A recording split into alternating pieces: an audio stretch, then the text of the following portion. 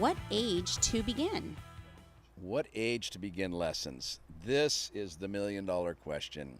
And we have been promoting early lesson start for decades because we've seen the tremendous benefits to the children that have started very young.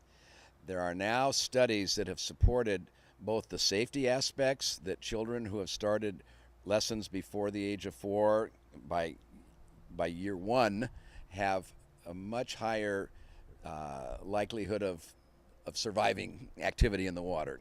Okay, they're 88%, I think, was the figure that came up, safer in the water. Now, that doesn't mean that they're drown-proof, waterproof, and we talked about that earlier. There's no such thing as those conditions. There's always risk. But by starting early, we are giving the child a developmental benefit. In fact, another study that was done in Australia in the last couple years proved higher levels of intelligence in several categories with children that began swim lessons before the age of 2. And what we like to look at, and I would reference Lana Whitehead, who has a swim school in Tempe, Arizona. Lana's done much research. She has degrees in child development and has written a couple books on the value of movement with infants and toddlers. And we have links to her on our Buoy website, and we will put up a link to her book, The Benefits of Movement. But looking purely at the developmental benefits of starting early lessons, the parallel I like to make is comparing a child, the process of learning to walk on land. That when you have a baby that's unable to roll over, they're basically stuck because of gravity. But they go through a process of exploring the world around them, learning the natural forces that are acting on their body. They can roll over. They eventually learn to push up, oppose gravity, start crawling, standing eventually, which is the big step, the big and developmental milestone, and then taking those first steps. And then all land movement is based on that one foundation ability where they can stand and then maintain their upright equilibrium.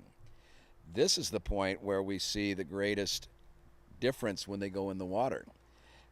The water provides two natural forces that act on us. Gravity is still exerting its influence, but from the surface down, any part of our body that's submerged only weighs about 10% of what it does on land, because we are made up mostly of water. Any part of our body that's above the surface weighs exactly what it does on land. So the first time a child wades into shallow water and gets up to possibly chest depth, they are feeling a very unusual perception of their balance, because most of them is now light. And if there's air in the lungs, which we almost always have, that's going to lift us up and tend to negate whatever weight is underwater.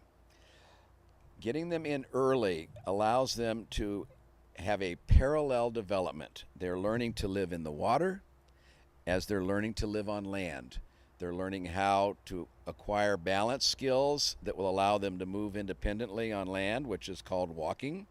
And when they get their head down and control their breath in the water, they can learn a new system of balance that's going to be more horizontal.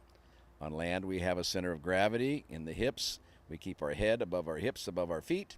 In the water, our center of buoyancy is the chest, the air in the lungs.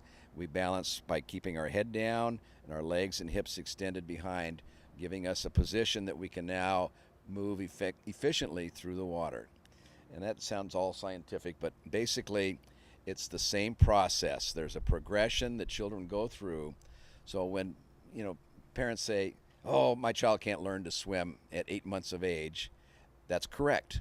They are not learning to swim. They are developing the foundation skills of breath control, balance control, and elementary movement ability that will allow them, much like the baby that's first learned to stand, now the ability to branch out and move with all different fun ways. The butterfly, the breaststroke, the backstroke, diving and doing somersaults.